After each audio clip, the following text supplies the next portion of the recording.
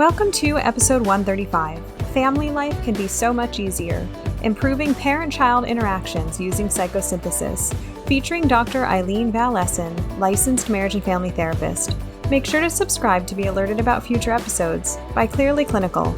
Learn, grow, shine.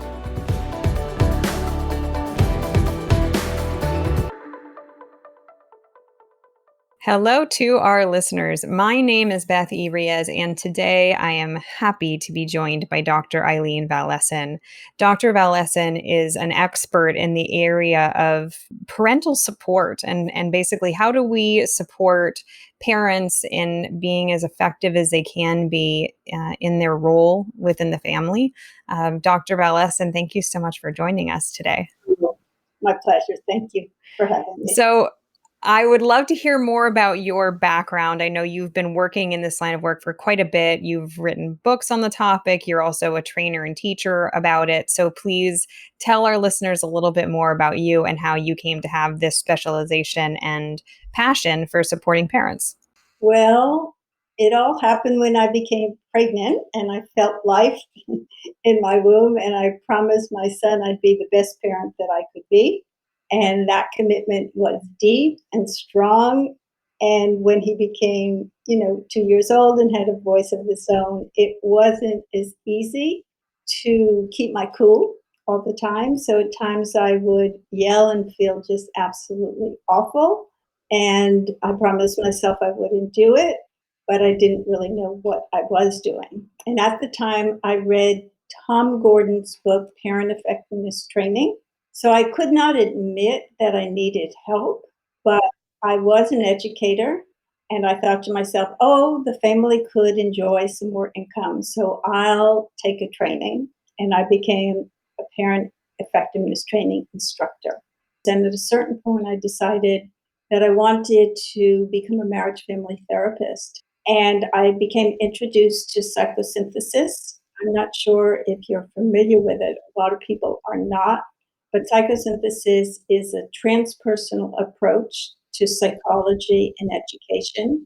Psychosynthesis introduced me to the idea that there were 3 levels of self: the lower self that reacts in a knee-jerk reaction, the centered self that is a part of us that can observe our behavior, can make choices and make changes if we think they're necessary, and the higher self, which demonstrates transpersonal qualities where we show compassion, we show wisdom, love. I decided that I wanted to write a program myself to help parents focus on what are the attitudes that really work and how can we help parents make that internal shift so when they're under stress, they'll be able to move from the lower self to the centered self. Got it. Thank you. Parenting has never been the easiest of undertakings, rewarding and joyful and all these other things, but it has been particularly hard for many parents in this last year and a half with the stress of the pandemic. And what I've heard continually, not just from parents clinically, but also personally, is just it's descended into chaos when people are trying to work from home and do all of these things. And there's this looming threat of the pandemic and potential losses, and it's just the stress. So I think this is really well timed to have this conversation of how we kind of bring it back. Dr. Val-Essen, can you talk more about the theory of psychosynthesis? And you mentioned the lower self, the centered self, the higher self.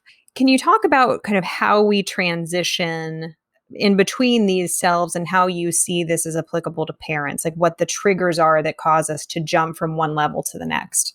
Okay, thank you.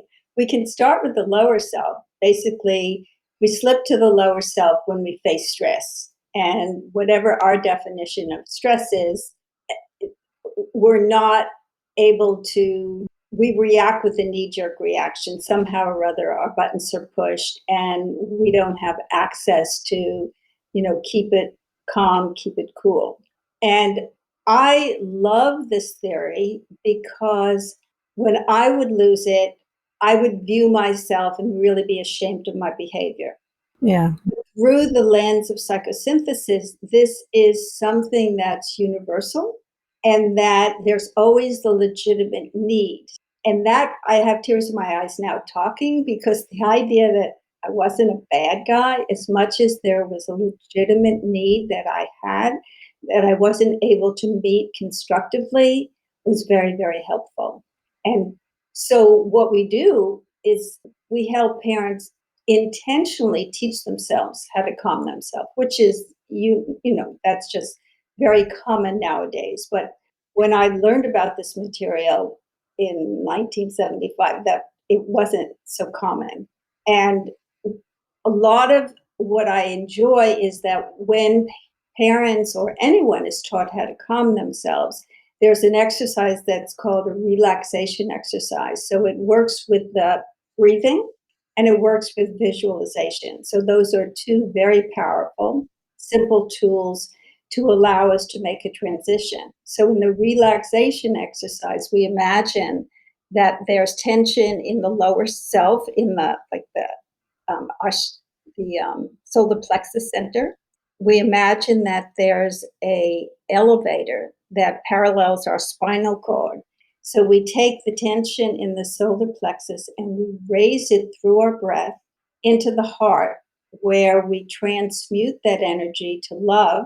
It continues up the elevator and goes into the brain, and that becomes wisdom. So we transform the energy from the tension in the solar plexus and change it to loving energy and learn to breathe it out. And we do that several times. And it's a very simple exercise, but actually the power of it is really transformational. So I was actually taking my oral exam for my MFT, and I was really nervous.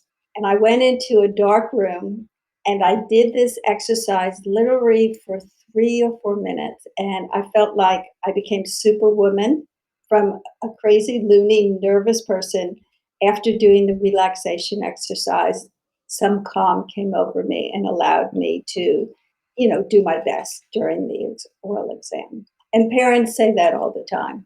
So for you, this going from that tension into the heart, up into the brain, this elevator exercise is really a mindful tool for parents to use when they are activated or sense that they're starting to get activated, so that they're better able to transition out of the lower self. Is that right? Yes, it is right. And what's even better is to do it every day in the morning, so that you sort of set your thermostat at a cooler temperature. Because sometimes, I mean, I used to say I have to go to the bathroom when I didn't have to go to the bathroom, and then I do the exercise. But if an exercise is done like meditation, like, mindfulness, if you do it every day, you build a certain quality of um, ease within your own body so that you can access it. And sometimes it can last throughout the whole day. And if you need a tweak, then you can, go somewhere and do it. So I like to remind people to prepare before they're having an anxious moment. But if we are, we can always disappear and collect ourselves again. So when in the lower self, and I think anybody who's listening to this, it's a parent or can picture the parents that they've worked with, like we all know that moment where you're just activated and you're frustrated and your tone of voice changes and your body language changes. When we as parents are up in that stage and we attempt to do this exercise, how long do you see this happening? What's been your experience working with parents to do this really brief kind of self-guided meditative process to bring ourselves up to a different stage of psychosynthesis? That exercise can take 3 minutes, can even take less. I mean, if you're used to doing it, it can take less. So I think I once timed it was 1.5 minutes, but you can do it more slowly. That's why I like it so much, because other things generally take more time, and parents like something that's powerful, Yeah. effective, and simple. So let's set the stage Okay. with a situation with a teenager that is not doing what they've been asked to do, and the parent is starting to become irritated. if we are integrating just this first concept about the lower self and reconnecting kind of with ourselves and with our uh, calmness, if you will, once a parent starts to feel that they're getting physiologically activated, that they're making a fist and their jaws clenched and they're getting hot and all of that, that feeling we all know so well. Um, how do you recommend they handle that? Is it, I'm going to give myself a timeout? Like, how do you see that happening when we're already in the process, even if we have done a meditation in the morning? Well, I love your question because there's lots of ways to do it. One is you can simply say, I see myself, I'm activated, I'm not in the best place to have a conversation with you. So, what I would prefer to do is just take a break and give myself some time and I'll come back. For me, it's great modeling. One is I'm not perfect, I lose it, teenagers lose it, everybody loses it. So I'm saying I'm not in the best position to have a good conversation with you. And I don't want to watch myself get angry. I'd like to have a respectful conversation. So, in a sense, you're laying the groundwork. Mm-hmm. There's a difficult discussion, and I want to respect myself and I want to respect you. And I'm not quite ready to do that. So, I'll take some time out. With really little kids, if we're talking newly verbal or pre-verbal, how would you do it? Okay, so I mean, a lot of times, if you're familiar with it, you can watch yourself. So very often, parents will draw a picture of their subpersonality. The definition of subpersonality is their unique version of the lower self. So I drew a picture of Frenzy Franny, and I had kind of straight hair, but in the picture, her hair was like all coiled up because the electricity was going through her body. And then I answered the questions: how does she look? How does she act? How does she feel? How does she think? And basically, I was getting an intimate understanding of who this part of me was. So, my hands, you talked about clenched hands. I always Mm-hmm. had my clenched. And when I saw that, I could often just step back and say, okay, Frenzy Franny's around. She's really not very helpful in this situation. And in the moment, just remind myself. The other thing that's really important is, as I mentioned to you earlier, attitudes are more important than anything else from my point of view in a relationship. So the most important attitude in the program I developed and in the book is really the attitude that I call quality parenting principles. And the first principle says children have an innate drive to express their best selves, to develop their highest potentials. And the second principle is children depend on us to help them. So when I see my child acting out and I hold this principle in my mind, I'm seeing that my child really wants to do his or her best, and they're going to depend on me to help them. And if that clicks in, I calm down and say, okay, what can I do to help you? And that whole attitude shift changes. For our listeners, can you restate those two elements again, just to kind of solidify it in our minds? Sure. Principle one is children have an innate drive to express their best selves, to develop their highest potential. And principle number two says children depend on us to help them. So if we look at an acorn, it's designed to become a magnificent oak tree, but it's not going to happen unless it has water, sunshine, and fertilizer. So our children aren't going to be all they can be unless they can count on us to help them. And with that internal knowing, parents calm down and see their job very differently. We don't have kids who are brats, kids who are trying to cause havoc in our lives. We have kids who have a legitimate need and they don't know an effective way to meet it. And our job is to help and support them. I appreciate the simplicity of that, and both clinically, but also as a parent. I've had the experience, I having had young children, when a baby or a toddler is sick, if they have a cold, they don't have the words to tell you. And so then they wake up all hours of the night. And then there's this, oh, here we go again. And it's like, well, wait, like, I know I'm irritated and I want to sleep, but there's actually a drive here Right, that's occurring. And, she is trying to get my attention by letting me know that she needs help. And it just happens to be in the middle of the night, even though I want to be sleeping. right. But so I've experienced that principle, and I'm sure our listeners have as well. So going back into this idea of the three levels of psychosynthesis, so you talked about lower self and kind of this overarching theme about the importance of attitude and considering that aspect. When we're in centered self, what does that mean and how does that play out for parents? Very simply, when we're in the centered self, we can relate with mutual respect. We respect our children and we also respect our needs.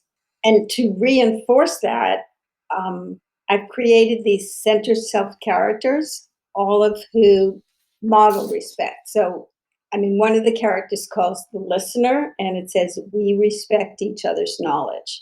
I'm going to listen to you, and I'm going to invite you to listen to me. And I have the skills to be able to calm you down if you're stressed so that you'll also be able to listen to me.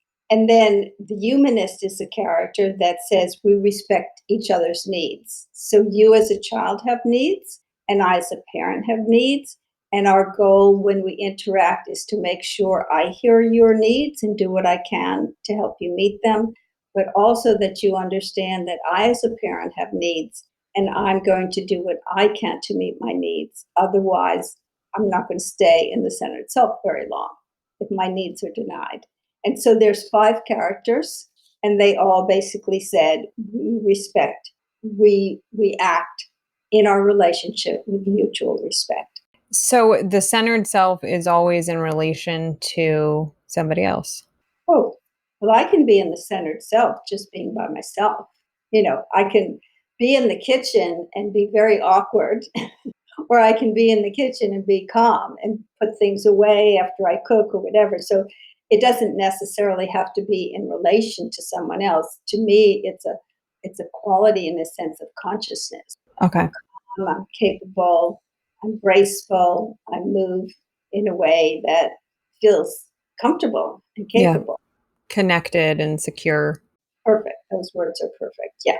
So then moving from centered self into higher self, centered self, when you talk about what centered self would be as a parent, that is, I think, what we're after. I'm curious, what does higher self as a parent mean? Well, that's a great question. The centered self can take care of most situations, but when we face, let's say, what I call extraordinary stress, when our buttons are pushed, when our children are not meeting our expectations, or they're not living up to the values we hope, there's a lot of angst, let's say, inside us. And the centered self skills are not really ample to take care of those situations. So when I decided to develop a training program and to write a book about it, I wanted to make sure that all the very in-depth material that I had learned in my life was available for parents. So the higher self teaches you how to solve a problem so that there's a win-win approach. It also teaches you to practice forgiveness. It teaches you to tune into when children are talking or anyone's talking and hear the intuitive cues about what somebody is saying. So, and it also teaches us to detach and let go. These are the real button pushers Yeah. in any relationship, whether it's, a couple or with its parents, so that it's just a higher octane fuel in the higher self that it is in the centered self. Okay.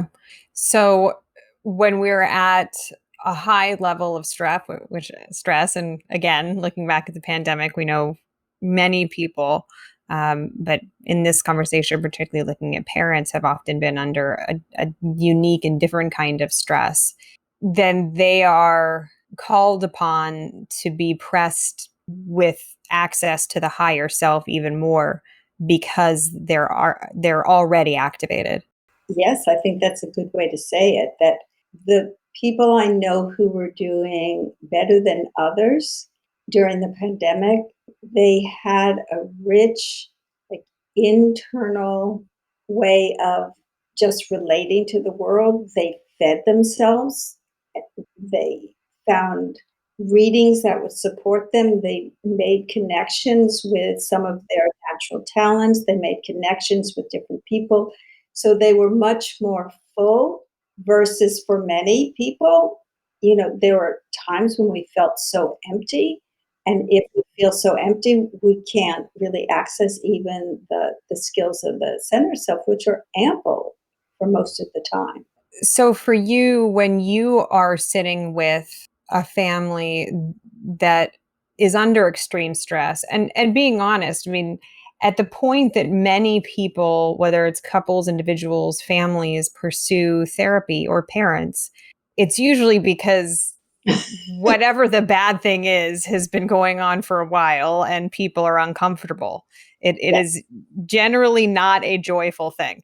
And that means they've been compelled to seek assistance because whatever's happening is so uncomfortable, painful, whatever it is, that now they're seeking professional help. How do you handle that initial consultation if it is that family where a parent is saying, and we don't even talk anymore, and all there is door slamming, and we're all just miserable? Like, what is your approach to that session when things are that tense?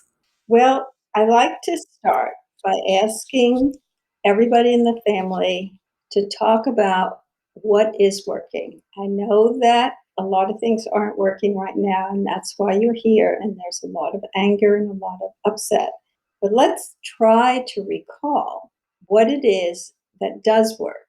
And so each individual will talk to mom, talk to dad, talk to sibling, and let them know what really works so that we remember that we have good times together, that there is a family that has a lot of love. We're not accessing it right now. And that really sets a stage that, okay, so now you know my goal. My goal is to help you bring back those good feelings and find ways to heal so that we can not keep that resentment inside, to work it Mm. through, let it go in an honest kind of way. And usually what happens is we don't feel respected, and that's why we're so angry and so upset.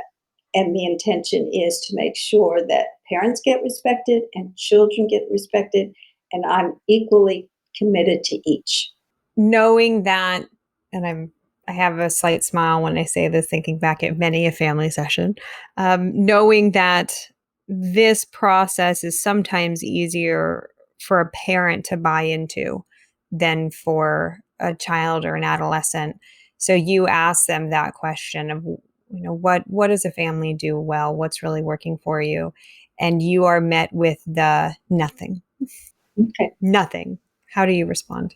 So then I would respond to that. So you're saying that when I ask that question, it's just a blank slate. There's nothing there. And I imagine, I mean, as I listen to you, I feel really sad myself. So I imagine you must feel really, really sad that when invited to say something, you can't find anything. Now, you just pulled from motivational interviewing and just did a deepening reflection. So for you, it's mirroring the feeling you think the person has in that situation and then trying to let that be the springboard to invite them to talk more. Or to say to them, if you have nothing to say, I'm not going to force you. I'm just going to tell you that I really feel sad for you. And I hope that when we work together, that you honestly could have something you would want to share. But right now, you can't, and that's your truth. And we need to honor that. When you work with families, do you tend to meet with parents alone for the initial assessment, to meet with a whole family? Like, how do you usually frame therapy? And obviously it's dependent on the family and the situation, but I'm just curious for you, what's your standard approach? I like to meet the parents first. Okay. just to get a sense of background. And because a lot of times I like to focus on really hearing the children. So I want the parents to know that I understand where they're coming from and the children haven't chosen to come generally. So I want to make them feel safe, and we'll focus on creating a safe environment for them. Okay. And during that initial contact and assessment with parents, do you go into psychoeducation about this kind of stuff, or are you just doing assessment and then it's really once everybody is in the room that you're introducing these concepts and saying, parents, here are the things that you could be working on? I'm curious. Well, it's a good question. I think I'm very spontaneous and intuitive. So if it feels right, to say certain things I do, and if it doesn't, so I don't really have a plan other than to create an environment where people can recognize what works. And then as that evolves, we go from there. Dr. Val-Essen, your way of being is very grounded, very calm. I imagine that when you're having these conversations with families, particularly when they're activated, but probably always or almost always, you're really keeping that groundedness and letting that serve as an example and a way of presenting for the child or for the parents a different way of being that's more centered. And you're smiling as I say that. Love what you're saying, um, because I think I am calm, but I think in part I'm calm because I have so much trust that everyone really wants to make it work differently. And so the calm comes from just the belief that we can work together and we can make change, and that it's really joyful for me to be a part of a process in helping parents and children enjoy each other more. So I think really it's the attitude I bring that brings the calm. So back to the concept of attitude. Yeah, I didn't realize that, but I think that's true. Yeah. Well, and I can see that depending on which theoretical model you're looking at, the value of keeping your cool in choppy waters. And also, we obviously, as clinicians, don't have the same stake in all of it that the family does. And so it's easy for us to sometimes be more emotionally calm and removed and reserved from a situation. But Very and I know as a parent working sometimes with children and adolescents and my own family, those are two very different things. And my ability to access skills in one domain, I wish always translated, but as you said, I am human. So I think for all of us, that lower self, we know that lower self, it exists. I don't know anybody that has transcended beyond it. it's really fun because I've taught in Japan, and their lower self pictures are just so Japanese. It's like every culture has the lower self. They all recognize it. Doesn't require any explanation, but it's almost as if they're drawing comic book characters. Mm, you know, but it's really wonderful. It really helped me recognize that it's just a part of human nature. And then recently, it just feels like a big aha to me. It's very simple, but I realized we're raised by parents who model the lower self. Sometimes, way too often, they were raised by parents. Certainly, the culture we live in, the news, the lower self is very, very active. So it's impossible for us to not breathe it in and take it in. And that, I think that comforts me at a level just deeper than ever before. It's someday maybe our planet will evolve. And so the lower self isn't so active all the mm, time. But right now, we have no choice but to mimic it. And fortunately, there's so much in psychology and in so many other avenues that really teach us and guide us how to work with it. So we do have choice and we can make change. But to think that we're not going to do it is just impossible. And that really can lighten the load for us as individuals, as therapists, and for parents we're working with, and for children too. I worked with a group of children once. They were 4 to 11. You know, nobody in their right mind would ever put a group together with that age range. 4 to 11. 4 to 11. But they were parents who knew each other well, and they wanted a workshop, and I was, happy to do that. And I asked the children to draw a picture of who they are when they're not so happy with themselves, and then to draw a picture of who they are when they just feel really proud. And Mm. they had a conversation that was so profound. It was a 2-hour workshop, and I told my husband it took me 4 hours to get my feet back on the ground. I was in heaven watching. If ever I believe there's a higher self in children, that was the moment. And I was Mm. just exhilarated to see they knew each other and they supported each other. And they said, well, you don't always do that, you know. Sometimes you do that when people are picking on you. I mean, there was so much kindness and so much caring and so much truth. They knew who they were when they were behaving in ways that were difficult. I think the point you made about the lower self and being kind of surrounded by it, and I think it's a really valid point. When we're working with parents that feel like their cup is bone dry, their cup does not runneth over, it is bone dry.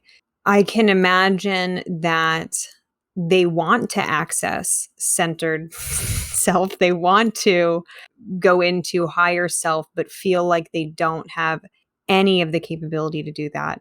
What is in your emergency toolbox as a clinician when those moments come up? Because it's something I've certainly seen and heard and felt, particularly in the last year and a half, of just the stress that everyone's been under, but parents that are trying to work from home while supporting at home learning and just the challenges. I know so many parents feel like there's just nothing left to give.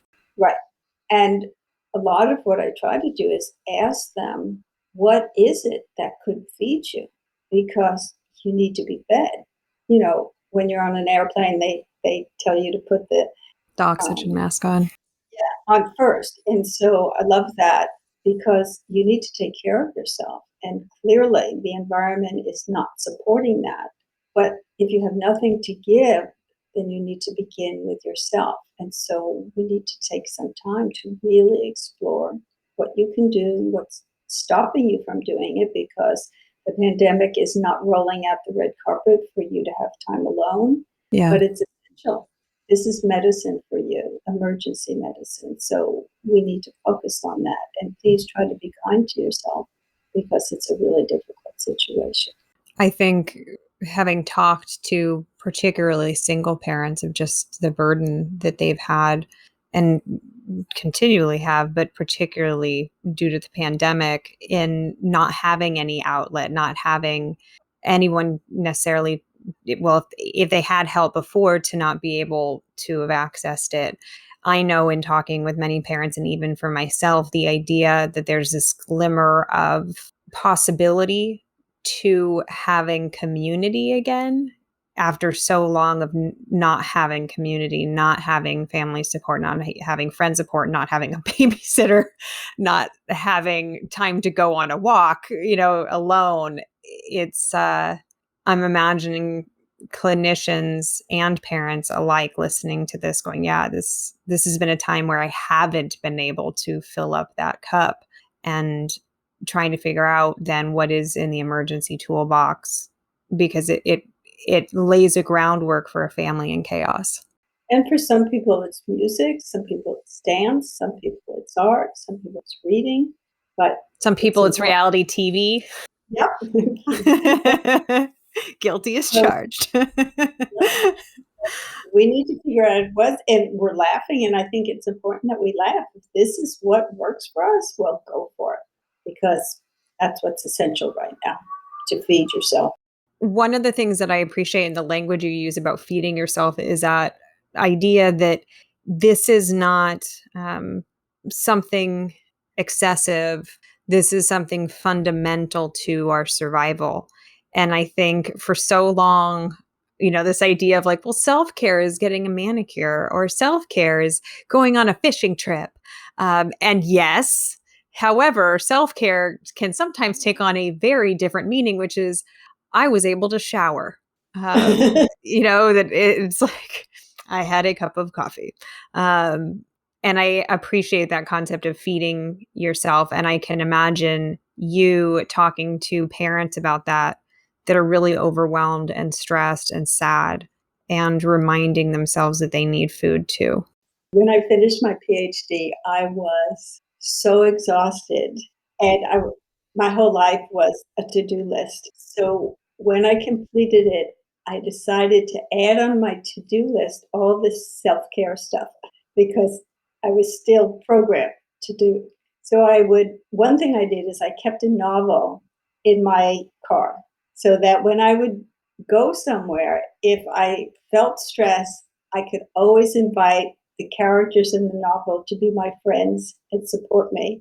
And it was really interesting that I just understood that anything I needed, I would give myself. And sometimes I would read 2 pages of the novel and I'd be ready to go somewhere else. But it was a time where I understood this was a crisis and I needed a lot of healing.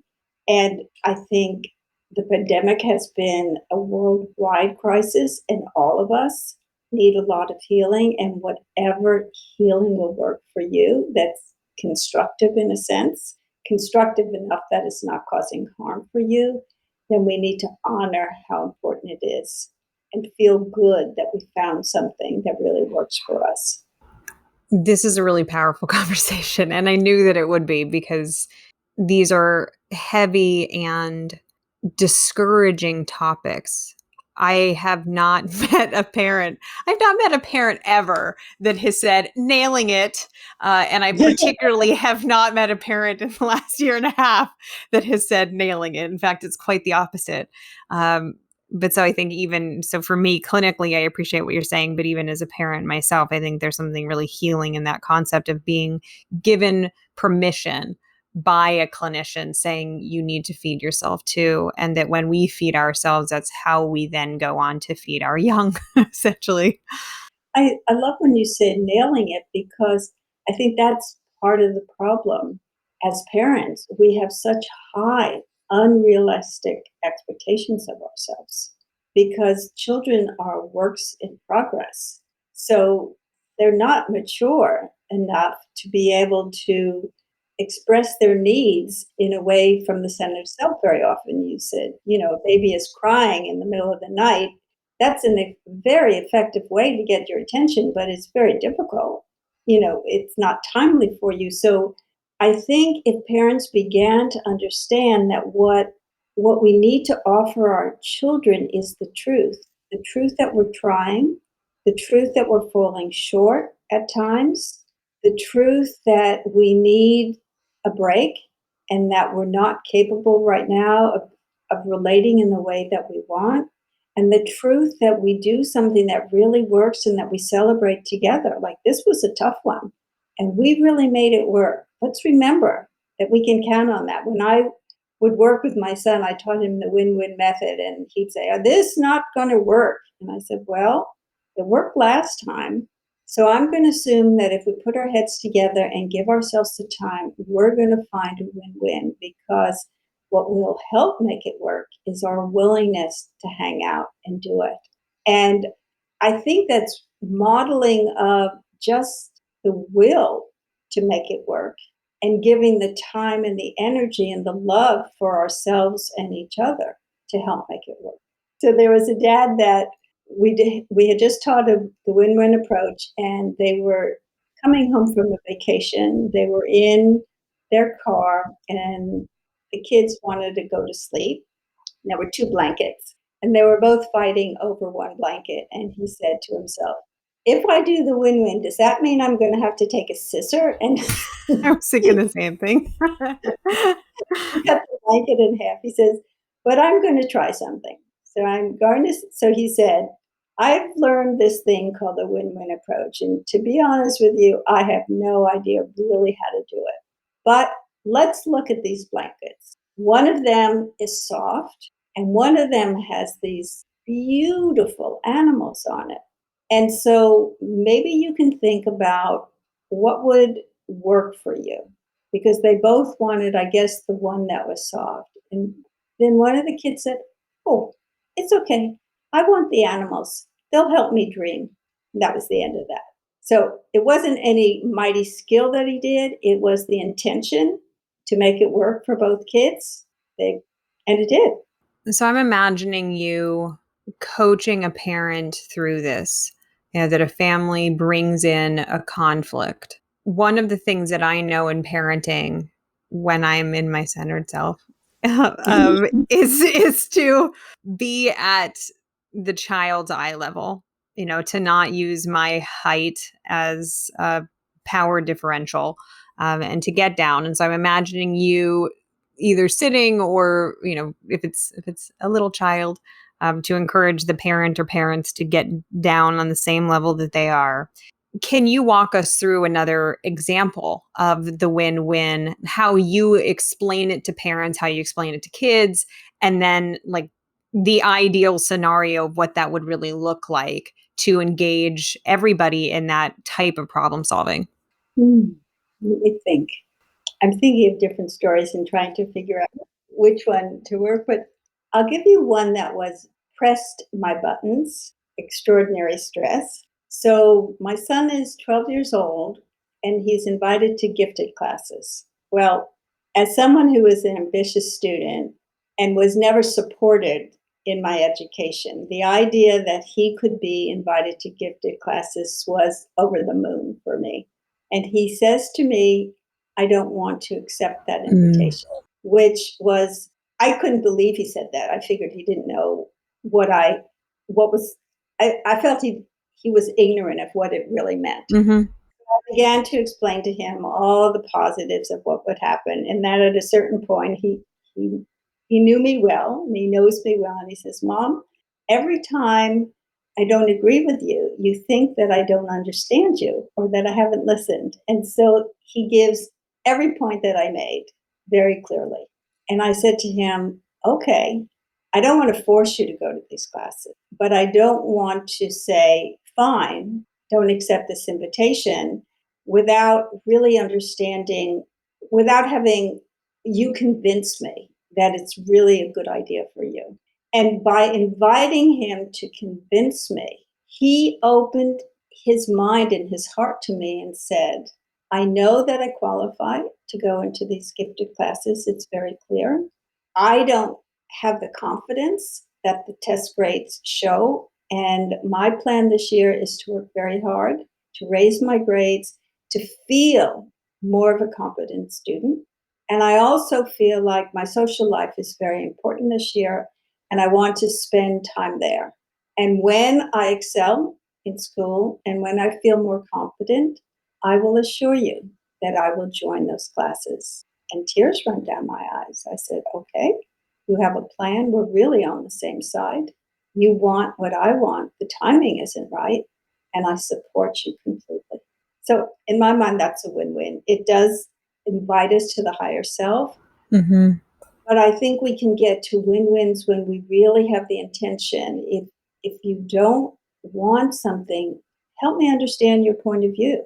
What's going on for you? Because I'm trusting that attitude. I'm trusting that you want the best for yourself. And right now, I can't see how that would be the best for you, but I'm open. I think that's a really powerful example and one that was very emotional for both of you. Yes. When you're trying to facilitate a conversation like that between, for example, a teen and a parent, how do you clinically lay the groundwork? Because in that moment, you were mom. How do you facilitate that therapeutically to lead them to the win win when they're not accustomed to it? When I can easily see a parent being like, "You will do this. This is a great opportunity and you will not miss it." That's what's happening. End of story. So let's suppose the parent does exactly what you're saying. And I would ask the child to say, "Okay, why don't you tell us what mom's point is?" And the child will say, and if children aren't listening, that they're not going to be able to express their parent's point of view. So I say, "Okay, so we're going to give mom a chance again to tell you her point of view. And then I'm going to invite you to have really big ears so that you can hear what she's saying. It doesn't mean that you agree with her, but it does mean that you hear her and that you're giving her the courtesy of acknowledging her point of view. And once you're able to hear her, I'm going to ask you to share your thinking. And we're going to invite mom to have really big ears so that she can hear your point of view. And we'll continue so that the job that I'm going to do is make sure that each of you are respectful of yourselves and each other, and that nobody's cutting someone off until they're ready. So mom is able to explain what's important to her about situation. Child explains it, but mom dismisses it Okay, and and says, so I know what's best for you, and you're only X number of years old. okay, and so the child says, we ask the child to understand mom's point of view. And then I would invite some intervention. So if you think as a child that you understand, why don't you try to convince mom? Pretend you're on a debate team and do the very, very best that you can so that you convince her. And mom, your job is to have an open mind. There's one of the centered self characters that has a brain where it has a slit in the skull and all the brain falls out. I love that character because it's saying when you're listening to someone else, remove your biases, remove your prejudices, remove your point of view. After your child talks, Mm. acknowledge it, then you can put your brains back. And it's a funny image. And I think parents understand that we can't really take someone else in if our cup is already full. And very often the child will say something like my son did that's really useful, like they understand themselves. And if they're not able to, they can hear that it's a very vapid Hmm. reason and they'll laugh at themselves. Well, I don't really have a good reason. I just don't want to do it. Well, that's not very convincing. And we go back, but there's something I call door openers where, help me understand, help me, I'm confused, help me make sense of this so that when someone says something, there's a respectful way to say, I'm inviting you to say more because right now I'm not really able to get the point that you're making. And I want to. I want you to really share with me your thinking. So I'm going to give you more time to do that. In this process that you're describing, things really slow down. And that's the perfect world where we can slow down enough as clinicians with a family to break down these interventions when they're so accustomed to them going 100 miles per hour that it's, I asked for this, my parents said no, and then it became a thing of who could take who out at the knees faster. And you're trying to kind of level the playing field, slow everybody down. Do you do those mindfulness exercises? So at the beginning of our talk, you mentioned the idea of the elevator. Do you do those kind of things in session? Is that something you do regularly with families to help turn down their autonomic nervous system and access their frontal lobes again? Yeah, because sometimes I'll say to them, it seems as if you're just really having a hard time. And maybe, if you're open, I can help you with an exercise. And very often, parents who work with me do read my book just because it's a deeper way to really connect with the material. So they'll be familiar with it. And at a certain age, parents often have their children do it. I've had kids, as young as 8 do the exercise. They have their own childlike version that they do with it. So it's a friend in a sense. It becomes a part of the family. The cartoons, the drawings that you've mentioned, do you invite families to do that as kind of a reflection exercise? Well, we ask parents to do sub-personality drawings, that their own unique version of the lower self, and that's really helpful because a parent will draw a picture. One of my favorites is there's a father who draws a picture, and he calls the picture Old Yeller, like he's yelling and screaming. And I said, well, why don't you draw a picture of your son? And he says, oh, I don't have to draw another picture. I just have to change old to young. He's a better than me. And I can see that.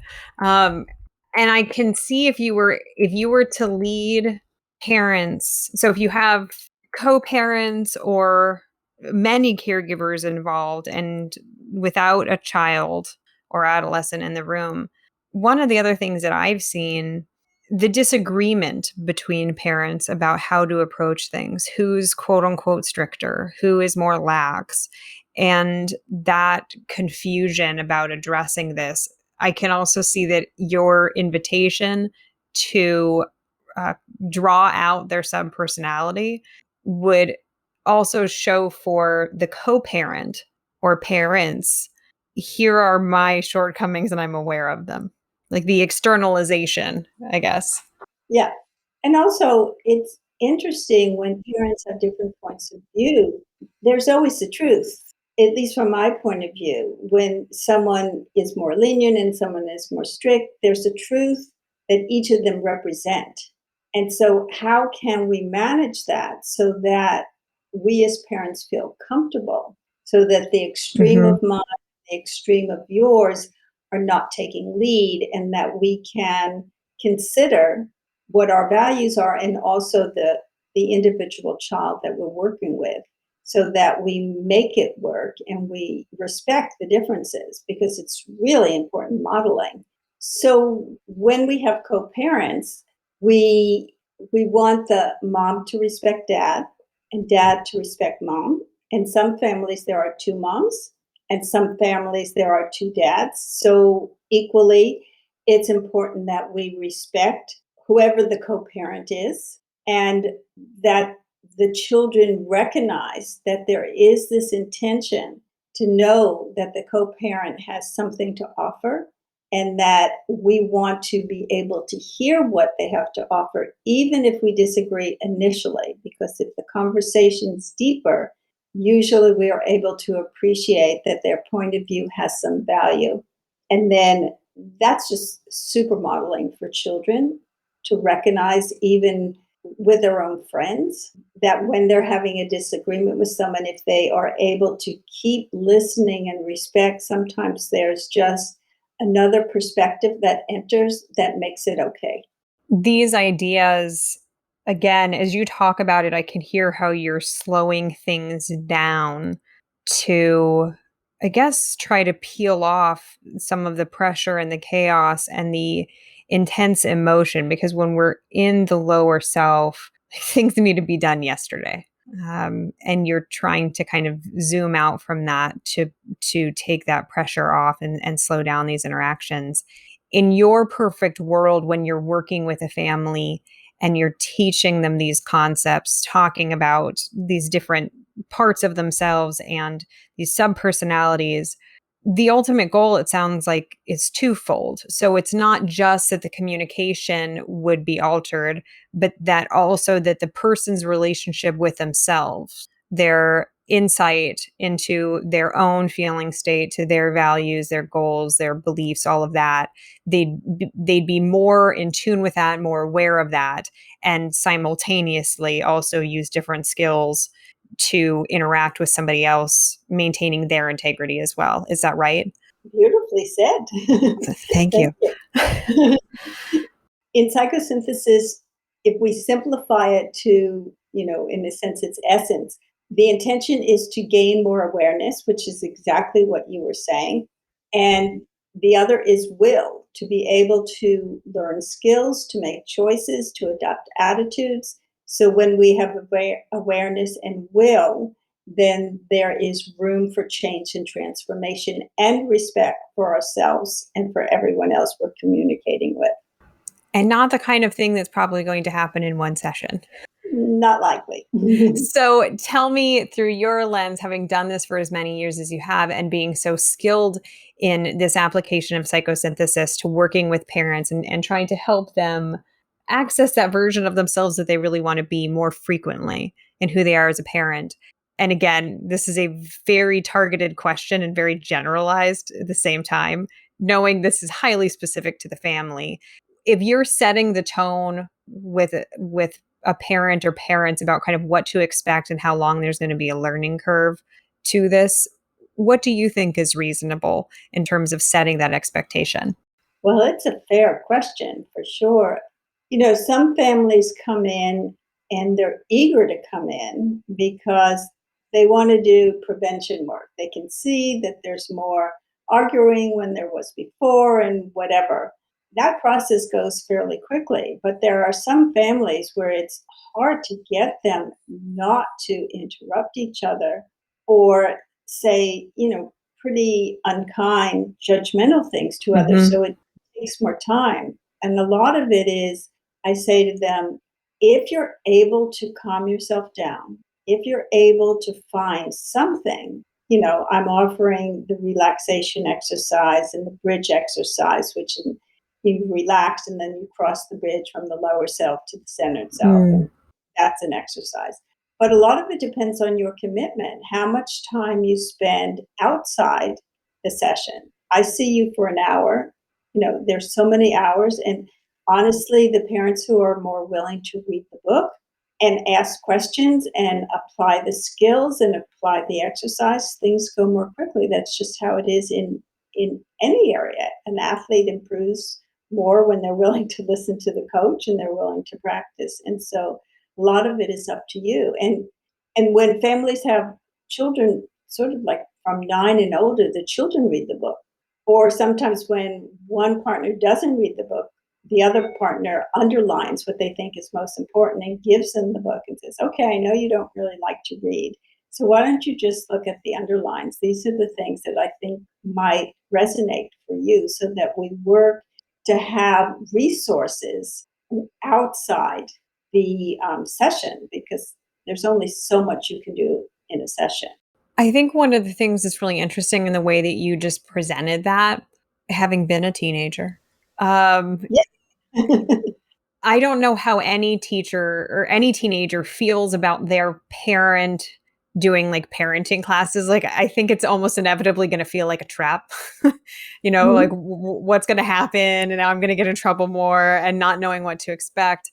But in what you're talking about, it's so completely transparent. And really, it's a foundational family plan, inviting everybody to the table instead of just this, here's what the parents are going to do differently. And then it's just going to trickle down. The kids are going to somehow absorb it through just experience.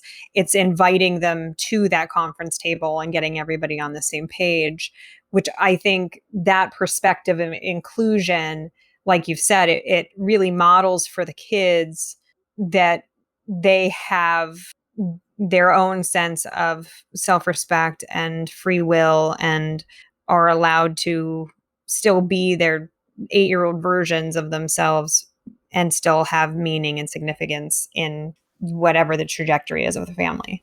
I mean, once kids start coming to therapy with their families, they like it. They've never had anyone listen to them the way they are listened to during the room, and Yeah. then they're here and learn to listen to them. So it initially, most kids don't want to come, but it becomes a very safe place for them, a place where they can really express what they're feeling, how they're thinking, and it will be heard, and change does happen. Dr. Val-Essen, you've covered a number of different themes today that I think are really powerful and important for the people who are listening that want to learn more about you and about your work and also about your book. Can you tell us how to contact you, where we can find the book, things like that, please? So I have a website called bringoutthebest.com, and I've also written two books. The first one, Bring Out the Best in Your Child and Yourself, which helps parents move from the lower self to the centered self. And then the second book is called Parenting with Wisdom and Compassion, and that helps parents move from the centered self to the higher self. Both of them are on Amazon, and there are links on my website, bringoutthebest.com, to Amazon. Wonderful. I think these are such helpful resources. And I know that these are things that you also do trainings just like this on. And so I'm sure you have more information on your website about those kind of things. And if people want to get in touch with you, they can go there. Dr. Val-Essen, thank you. For me, as a parent, I feel seen.